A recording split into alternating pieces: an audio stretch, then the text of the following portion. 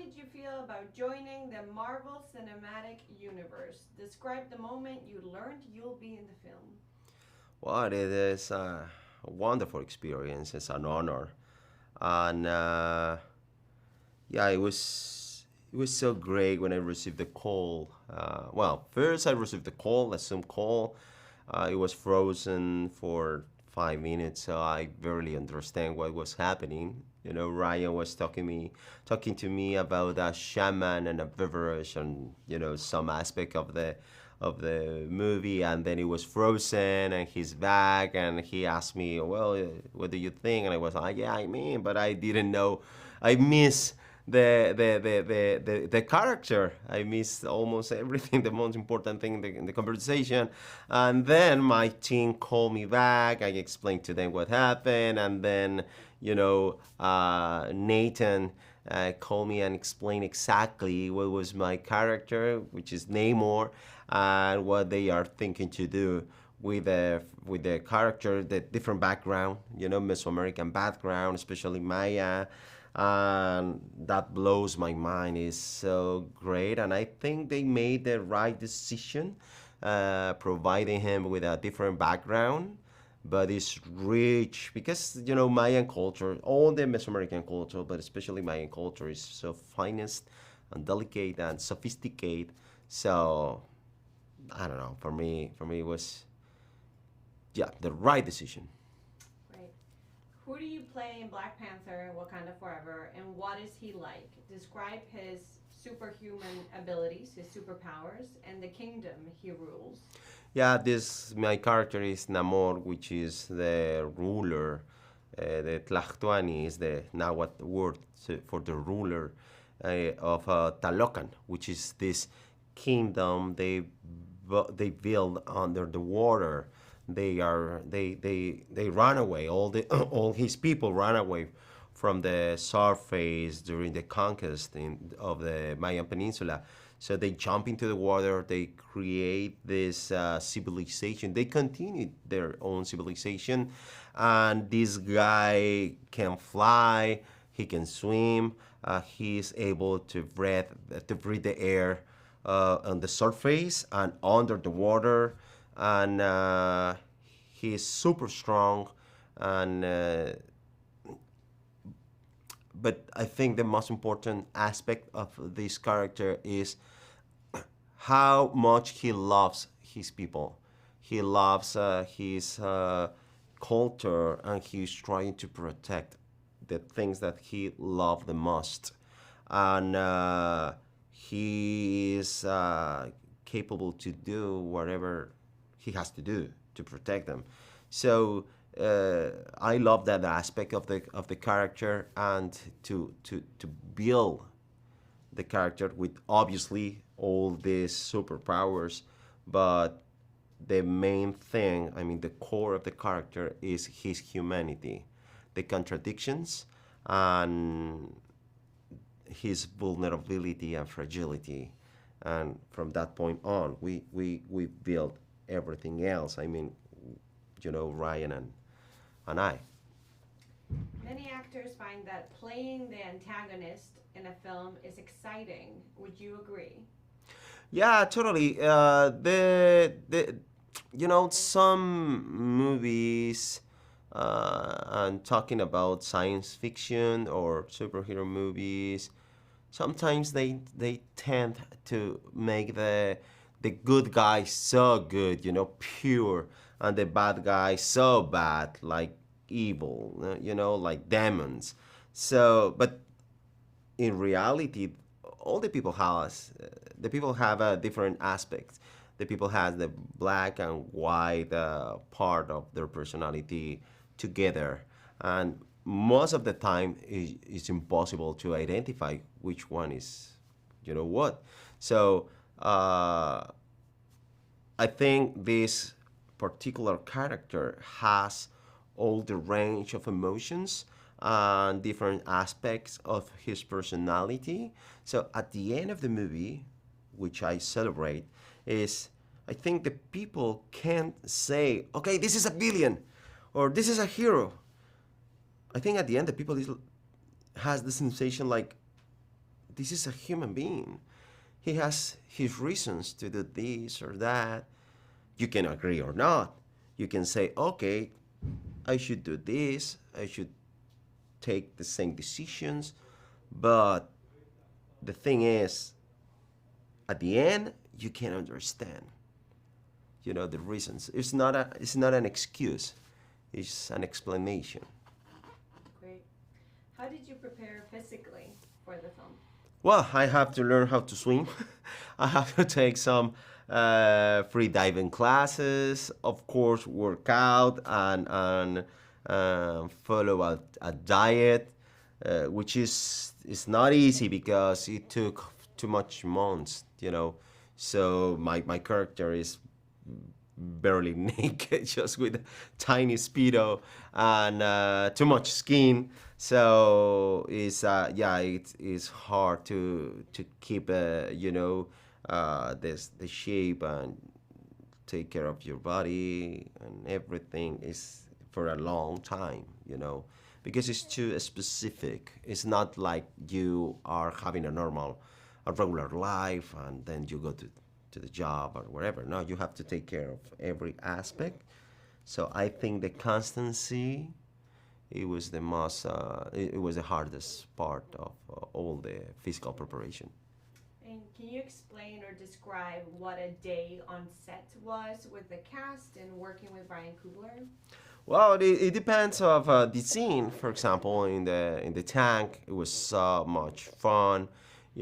Jumping to the tank with all these people, all the the trainers and other actors or stones, and it's so good, because it's like a kind of pool party, but you're having, I mean, you are working and this is serious, but it's fun at the same time.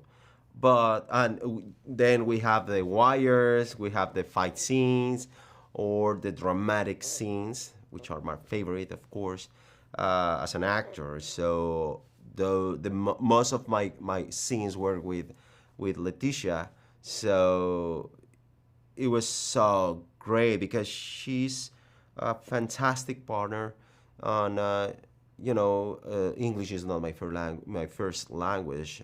So when I was there and I made mistakes or I forgot some lines or the pronunciation issues, she was just there looking at my eyes and saying, "It's okay. Let's do it all over again." And you feel comfortable and you feel protected and you can trust in this person. So and she was going through different and difficult situations. The grief of the loss of Chadwick that affects all of us. I mean, I've never met him before, but I could feel how important he was for the people. And of course, his legacy is fantastic. It's enormous.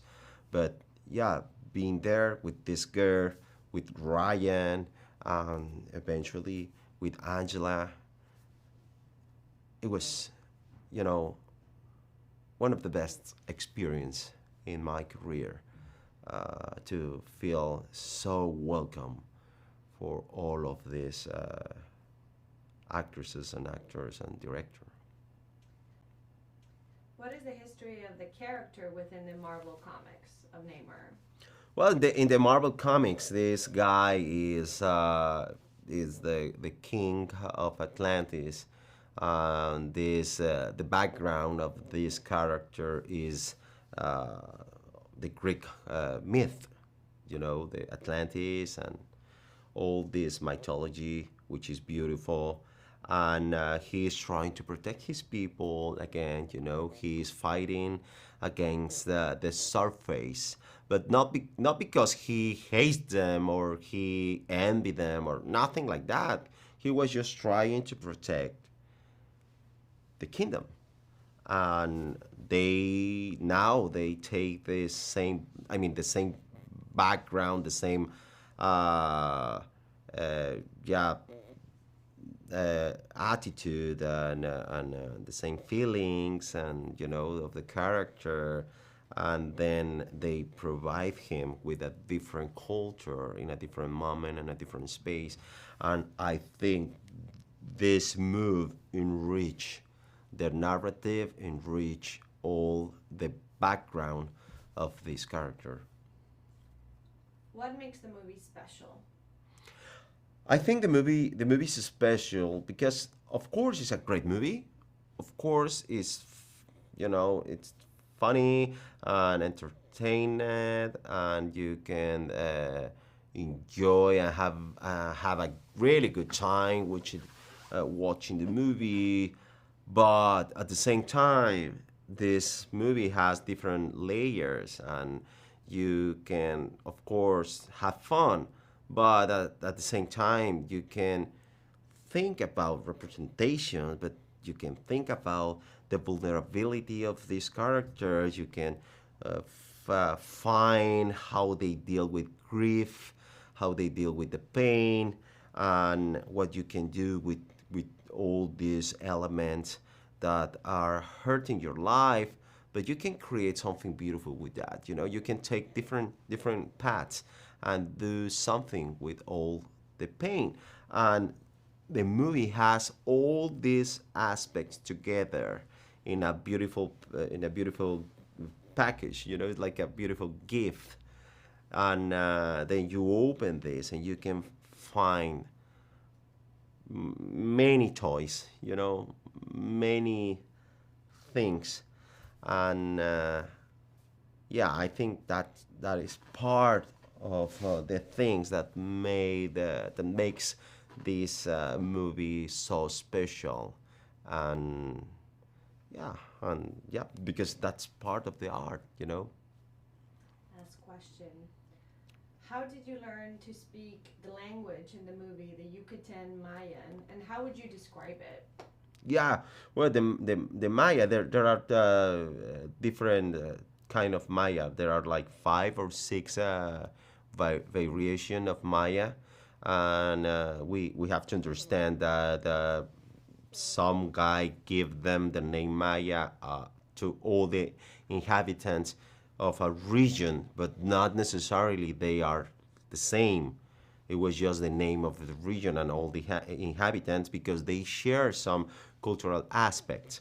But like to say Europeans, yeah, could be Scandinavians or Spaniards or French or British. All of them are Europeans, but not necessarily are the same. They don't speak, the same language, different cultures, but share all of those countries. They share the same some aspects of cultural aspect. It happened the same with Maya. So one of those variation of the Maya was the Maya from Yucatan, from the yeah, I think is the most extended variation of Maya in the peninsula, and that language is so different from Spanish. So it was a different pronunciation, some sounds that doesn't exist, neither Spanish or English nor English. So yeah, it was tricky to go there. But we have this fantastic teacher, Jose Maichi. He's an actor, he's Maya speaker, he's Maya himself. So it was easier to understand.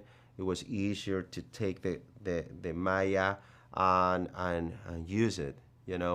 And it was beautiful because at the same time I discovered that some structures that we use in Spanish in Mexico, we have like not just Spanish, it's like Mexican Spanish. So some structures comes from indigenous languages. So how they use their languages and they translate to Spanish and is the Spanish that we use in Mexico. And discovering that during the process was like, oh my God. So they say this in Maya exactly. We use the same word in Spanish, but obviously, translated.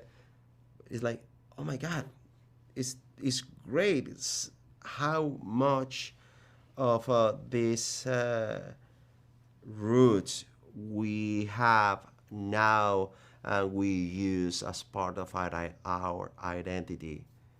Fantastic.